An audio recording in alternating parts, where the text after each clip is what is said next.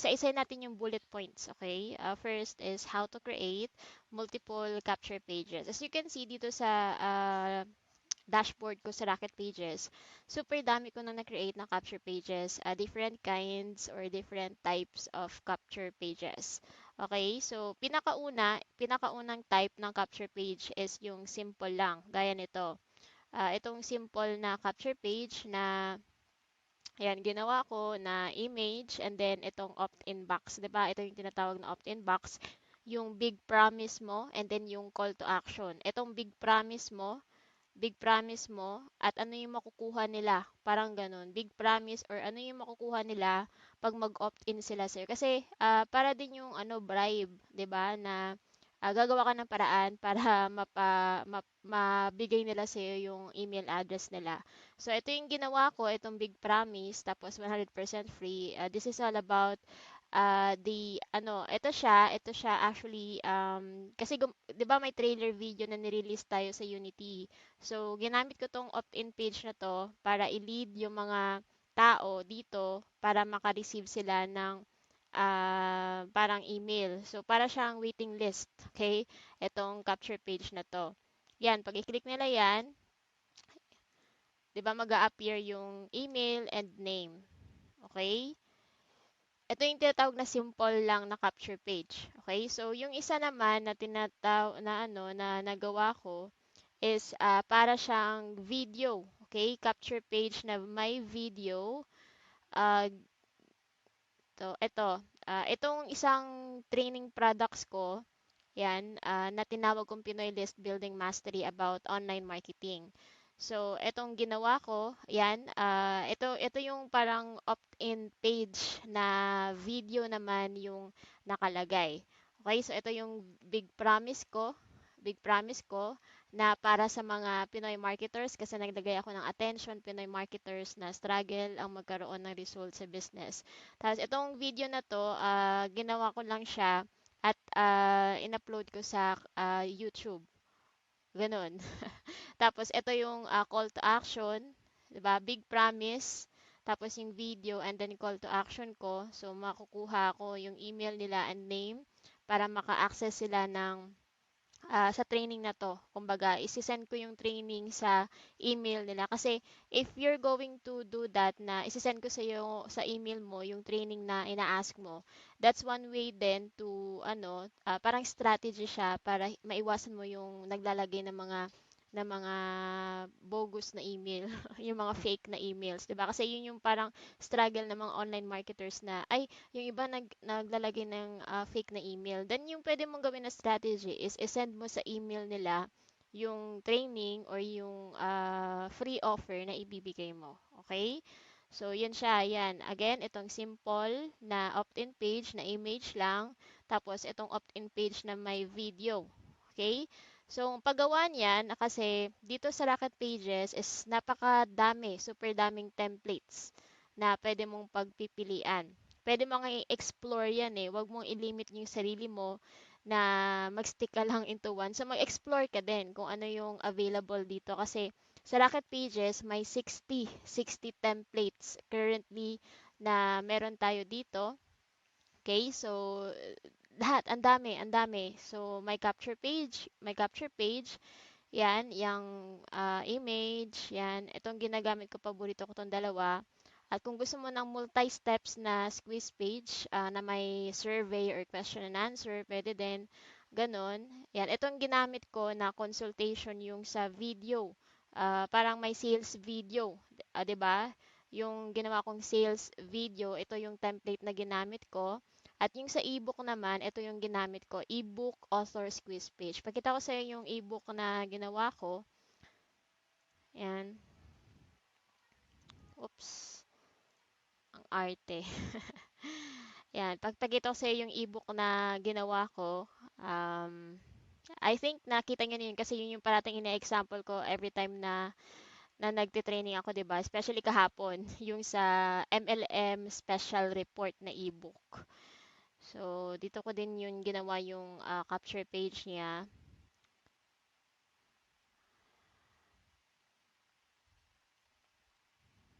And video, hanapin natin yung ebook ha.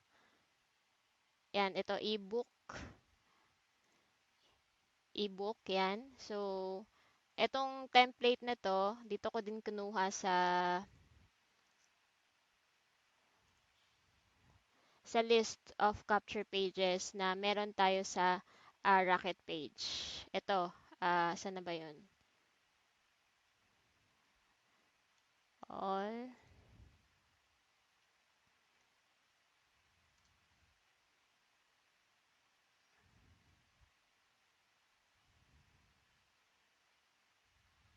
Pwede din ito, yung ebook sales page.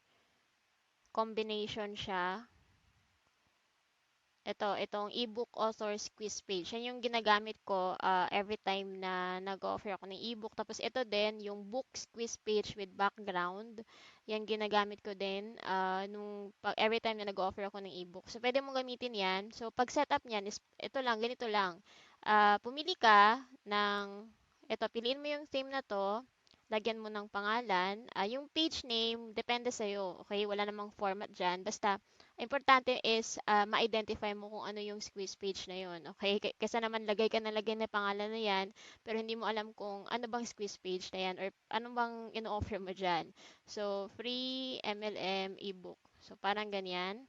So, i-click mo yung create page. If yung ino-offer mo is yung ebook para sa mga MLM or sa mga network marketers natin ng mga kaibigan. Okay? And then again, after mo maglagay ng name, it will redirect you into sa editor. Okay? Sa editor, pwede mong i-change to. Actually, pwede mong i-customize. Yan. Pwede mong, yan. Kasi pag i-double click mo yan, ma-highlight yan siya. Tapos, may customize ito. Punta ka lang sa customize at mag-a-appear itong parang text color. So, pwede mong palitan ng color yan.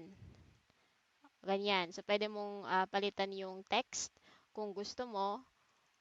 Basta importante na magbigay ka ng big promise mo, okay? Kung ano yung makukuha ng mga prospects mo pag mag-opt-in sila, parang ganun. Kasi again, yung prospects natin is interested lang sila sa offer mo if may value sila makukuha sa iyo. Okay? So, yan siya. Kaya importante na i-state mo kung ano yung big promise mo, kung ano yung about sa ebook na to.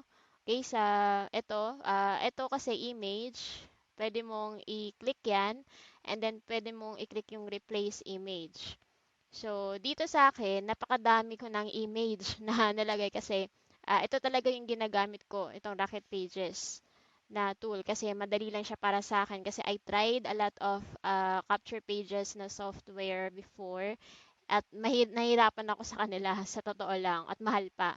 So, since ako may nakalagay na ako na image, ang gagawin ko lang is pumili. Kung wala ka pang image na lagay, pwede kang mag-upload ng image. Okay? Upload image, this will ano, upload an image from your computer. So, pumili ka lang ng image sa computer mo. Wala kasi akong image dito kasi kakalinis lang ito sa example. Yan. And then, sa baba, makikita mo dito, maglo-load yan siya. Parang may progress bar. Tapos, pagtapos na, ganyan na siya. Okay? So, kung pipiliin mo yung bagong upload mo na image, make sure na walang other image na nakaselect. Alam mo naman kung may selected na image if magko-color blue yan siya or if mag-highlight. Okay, so gagawin mo is tingnan mo sa list of image mo kung may other naka-blue kasi ganyan yan siya eh. Yan, so i-unhighlight mo sila or wag mo silang i-highlight. Make sure na siya lang yung selected para siya lang yung piliin ng tool na to. And after that, i-click mo yung use image. And yan, automatic na nag-change siya ng image. Kung gusto mo naman napalitan ulit, ito replace image. Tapos i-unclick mo lang, make sure na hindi siya naka-highlight bago ka pumili ng panibago para mapalitan agad. Okay? So yan siya, 'di ba? Yan, deadly mistake. Tapos dito sa gilid naman, pwede mong i-delete, i-highlight mo lang tapos may trash can diyan na option.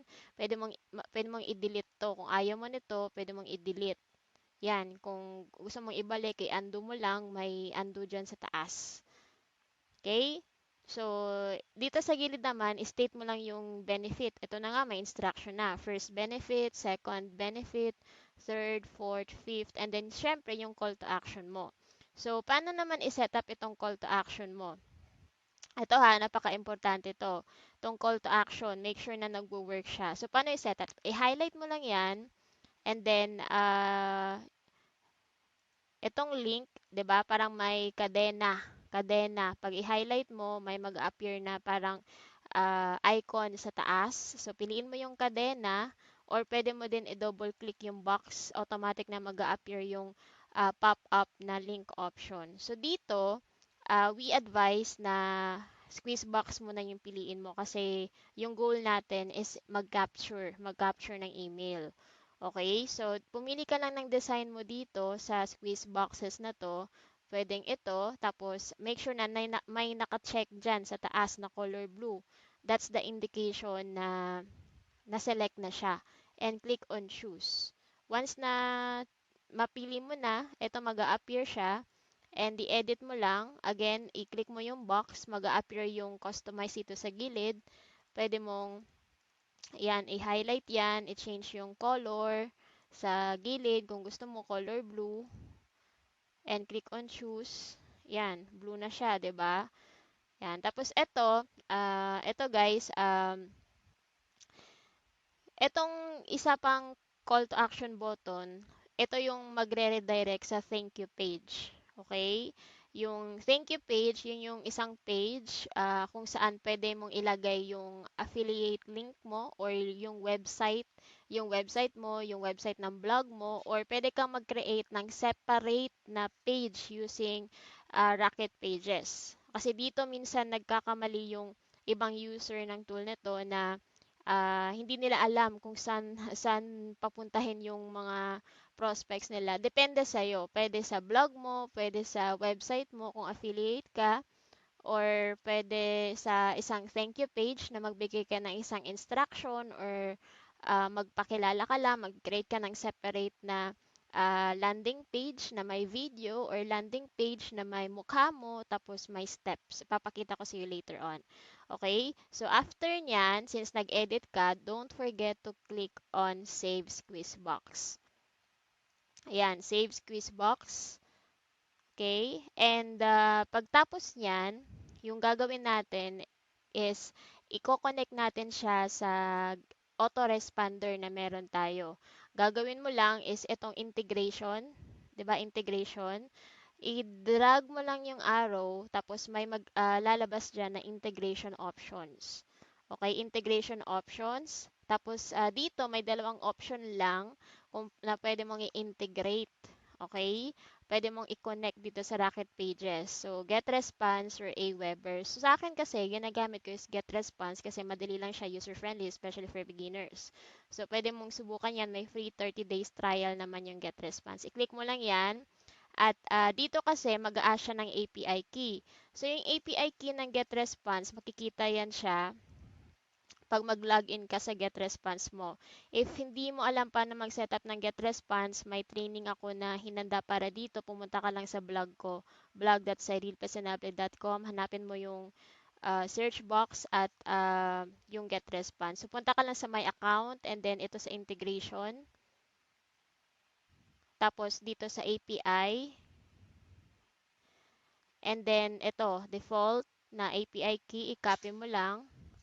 Tapos, balik ka ulit dito sa Rocket Pages, tapos i-paste mo. Once na i-paste mo na yan, automatic na maglo-load yung campaign na nandito sa GetResponse mo, sa loob ng GetResponse account mo. Piliin mo lang yung campaign na gusto mong mapunta yung email. Kasi yung ano niyan, yung setup niyan is parang eto, pag after nilang mag-fill up ng email, i-click nila to, 'di ba? So, yung email na is ilalagay nila dito is first, masisave siya dito sa Rocket Pages, masisave siya sa Rocket Pages, and second is masisave siya sa get response na nilagay mo para ma-follow up sila agad. Okay, kasi si Rocket Pages, isi-save din niya yung email na nakukuha niya dito, dito sa opt-in page na to pero walang follow-up option kasi hindi naman autoresponder tong Rocket Pages. Capture page lang siya, magka-capture lang siya ng information. Kaya nga nilagay ang get response para yun na yung i-integrate mo or i-connect mo, i-combine mo sila para after mag-fill up ng form, after i-click yung thank you page na get instant access now, is mapupunta sila dun sa third party na tool mo which is get response at dun mo na sila ifa-follow up. So ganun nagwo-work. Okay? I hope na naintindihan niyo yung process. Ganun siya nagwo-work. Alright? So kung wala ka namang get response, okay lang yan. Kasi again, gaya ng sinabi ko kanina, na isi-save naman ni Rocket Pages automatically kung kahit anong email na mako-collect niya or yung mga naglalagay ng email dito automatic niyang ika-capture yun. Okay? So after mong pumili ng campaign, yan, if may get response ka, pumili ka ng campaign mo, make sure na pumili ka para mag-take effect. Okay? Kung hindi ka pumili ng select lang, hindi magte-take effect yan. So make sure na may pinili kang campaign and then click on save squeeze box. Okay? So ganyan yan siya. Alright? And then again, gaya na sinabi ko kanina, yung thank you page, balikan natin. Punta ka sa settings, sa taas, dito sa toggle, toggle sidebar. 'Di ba? May customize and settings na tab dyan. Sa settings, may tatlong bagay ka na makikita. Thank you page, SEO settings, and tracking code. Yung thank you page, yan, ito yung sinasabi ko na after nilang i-click yung button, doon sila mapupunta sa another page. Again, pwedeng website mo, pwedeng blog mo, okay? Pwedeng another page na gagawin mo from Rocket Pages. Okay? So, etong thank you page kasi mas gusto ko na yung thank you page is kino-customize ko. Kaya gumagawa ako ng separate na page using Rocket Pages at nililink ko lang. Example dito, ito yung mga 'di ba?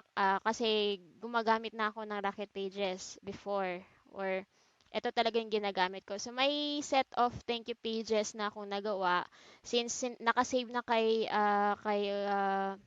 Rocket Pages sa system na to, pipili na lang ako kasi once na mag-create ka ng another page from Rocket Pages, pumili ka lang sales page, capture sales page, thank you page, may option doon.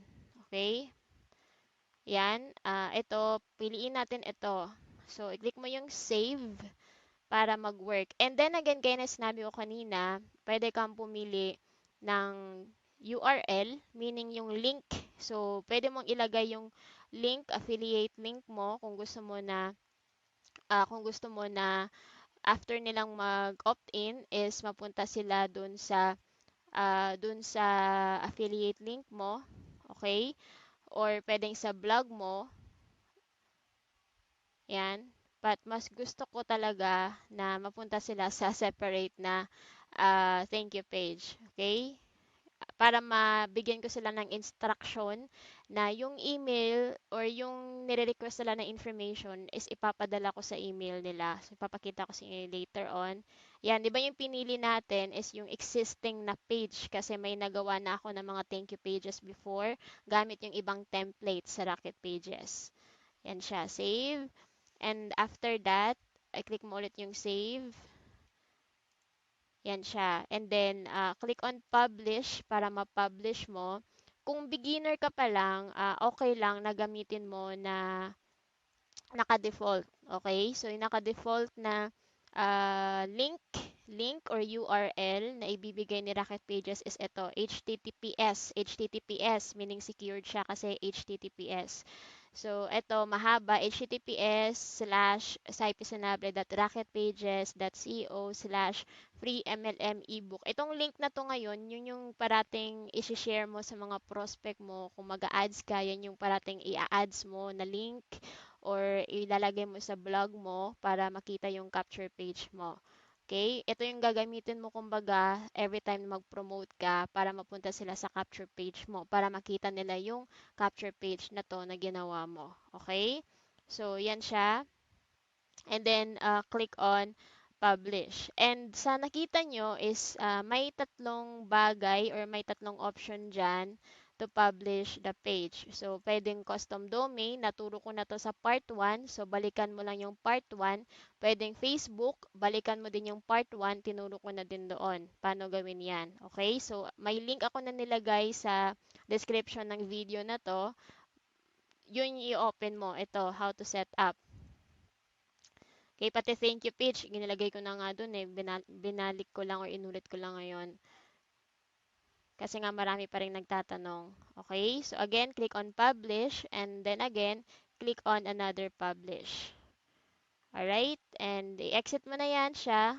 Pwede mong i-click tong arrow na to para bumalik ka sa dashboard.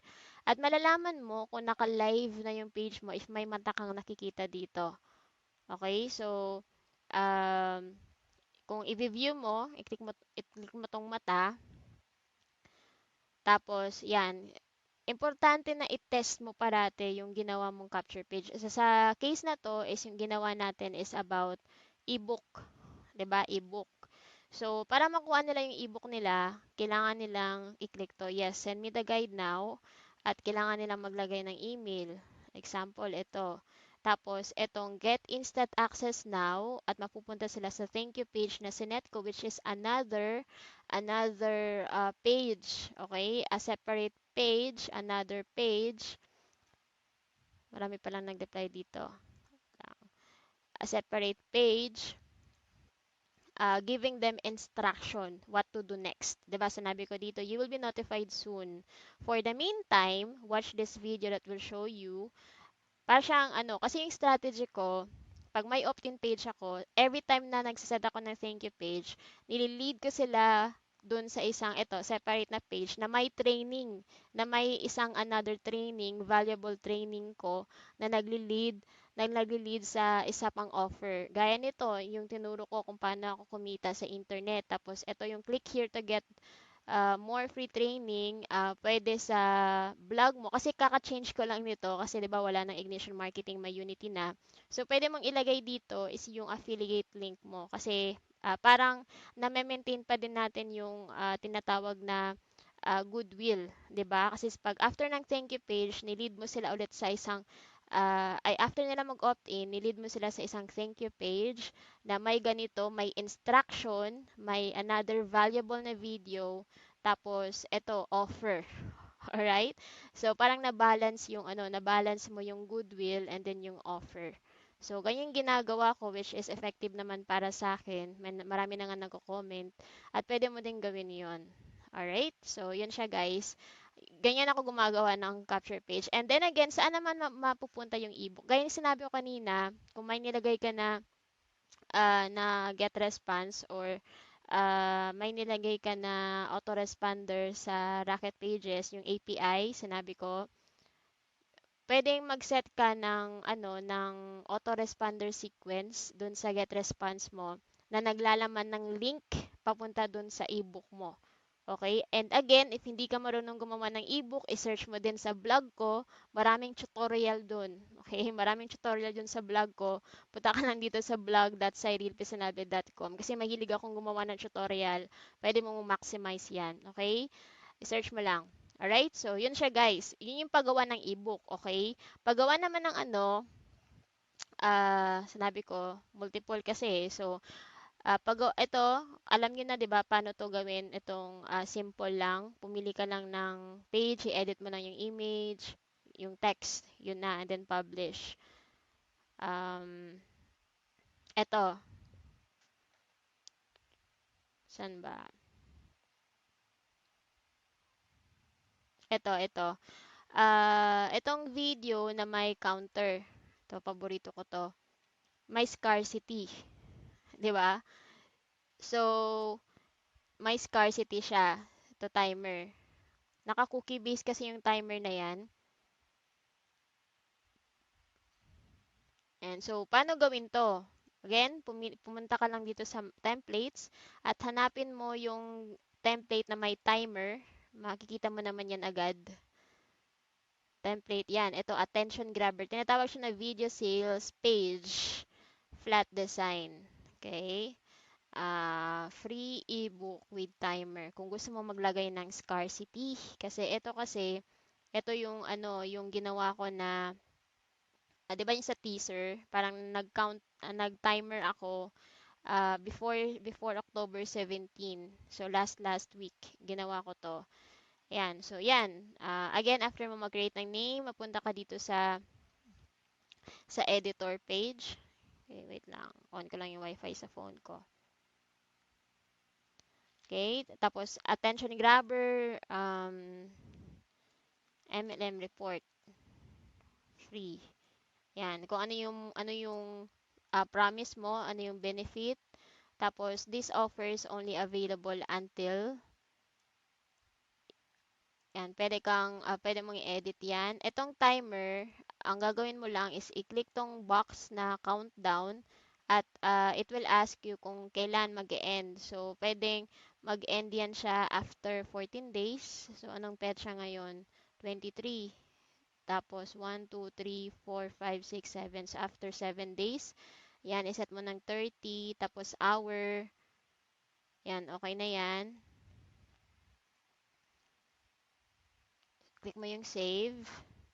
Tapos yung video, again, pwede kang mag-link ng video, any video na may URL. 'Di ba yung Vimeo, yung Wistia, 'di ba may URL 'yun. Tapos yung YouTube, especially YouTube, pwede kang maglagay ng URL dito. I-share mo lang yung link from YouTube papunta dito. Tapos pwede mong i-autoplay, i-hide yung control. Iba yung control na may nakalagay kung ilang oras yung video mo. Pwede mong i-hide yun. At pwede mong i-hide yung mga related videos to avoid distraction.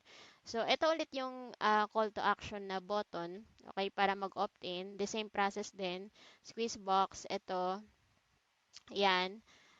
And select ka ng integration option.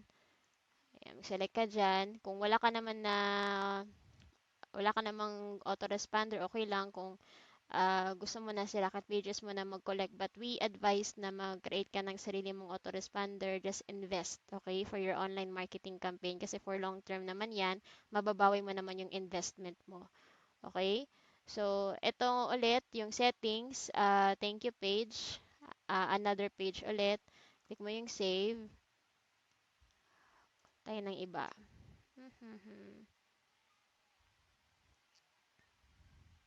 Yun.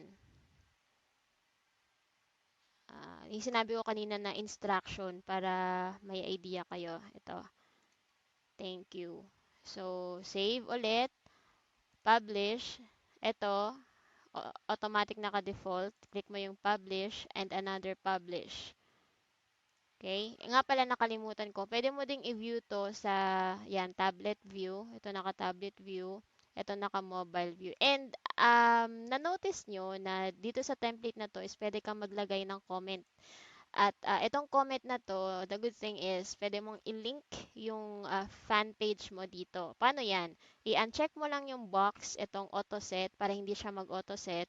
Tapos, i-copy mo lang yung URL ng fan page mo. 'Di ba? Itong https://www.facebook.com/Cyril Pisanable. Itong sa taas. Diyan, i-copy mo yan siya. Yan, i-paste mo dito. Tapos, pwede kang mag-set kung ilang number of posts yung makikita. Pwedeng 10. Click mo yung save. Okay, and click mo yung publish ulit. Publish. Every time na may ginawa kang changes, don't forget na click on save and then publish. Okay? So, yan siya. So, tingnan natin ano yung hitsura. Itong view ulit. Yan, nakita nyo ito yung naka-default na link. So again, ito yung ipo-promote mo, ito yung i-share mo. Okay? So tingnan nga natin. 37 days. Ito yung video, 'di ba wala akong nilagay na video. Tapos ito, nag-load yung ibang comment na nanggaling sa Facebook fan page ko before. Automatic kasi siya, nare-recognize siya. And the good thing, that is a good thing actually kasi at least makikita nila na, uy, may nagko-comment na pala dito. Okay, so parang ganon. November.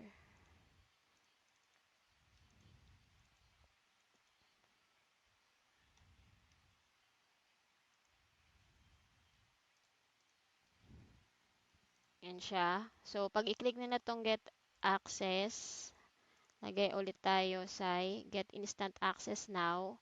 And another thank you page. Ito, 'di ba yung sabi ko na create ka ng another thank you page, i-remind mo lang sila kung ano yung aabangan nila, ano yung gagawin nila. So dito, nilagay ko na please check your email to confirm your access to the free training course. Itong training na ginawa ko about list building mastery. So ito, instructing them, here's what you can do next. Pwedeng i-like me on Facebook, i-click nila tong button na to. Pwede mong i-link dyan yung Facebook mo, the same process din, i-click mo lang yan, tapos sa pag-edit ha, tapos ilagay mo yung link ng Facebook fan page mo. Or number two is register and attend our regular training for Pinoy entrepreneurs. Itong link is link to papunta sa webinar namin sa Laptop Lifestyle. So, parang ganyan. Or pwedeng ilagay mo yung link ng blog mo for more free content, free training, ganyan. So, just be creative, okay? Just be creative. Don't limit your pagiging creative. Okay? So, ganyan siya. Yan, may ebook na tayo, may video. Natin.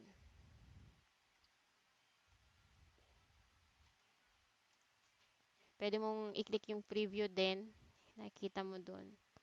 Okay, so yun siya. Yun siya pag-create ng multiple na capture pages and limitless yung pwede mong gawin na capture page using Rocket Pages. Walang limit. Okay? I-delete ko lang siya ha, yung nagawa natin kanina.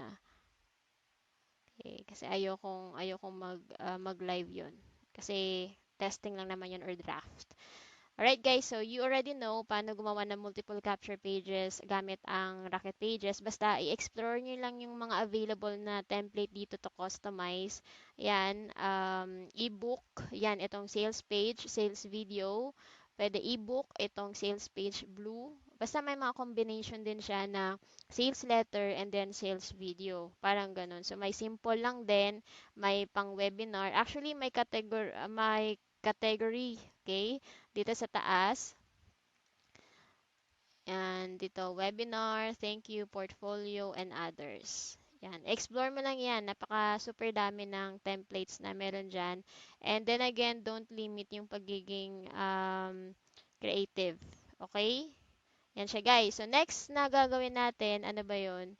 Yan, okay na how to create multiple capture pages. Nagawa na natin yung how to create an ebook capture page or squeeze page. Yung how to create naman a step by step or evergreen training using Rocket Pages. So gagawin natin 'yan. Ito ha. Click mo yung all para makita mo yung lahat ng available na capture pages. Yung sinatawag ko na evergreen, yung step 1, step 2, step 3, may step by step. Makikita mo yan siya dito sa launch page 2. So, i-click mo lang yan. Wait lang. Para mas maintindihan nyo ano yung pinagsasabi ko na evergreen. Kasi ito, if na-access mo na yung training course ko about list building, siguro nakita mo na to. Okay, ito yung tinatawag na evergreen. Iba pala to. Yan, itong video 1, may video 1, video 2, video 3, video 4. So, yan, tapos ano siya, may nag-comment na pala. Yan, video 1, video 2, video 3, video 4. 'Di ba yung tinuro natin before yung customer's journey, 'di ba?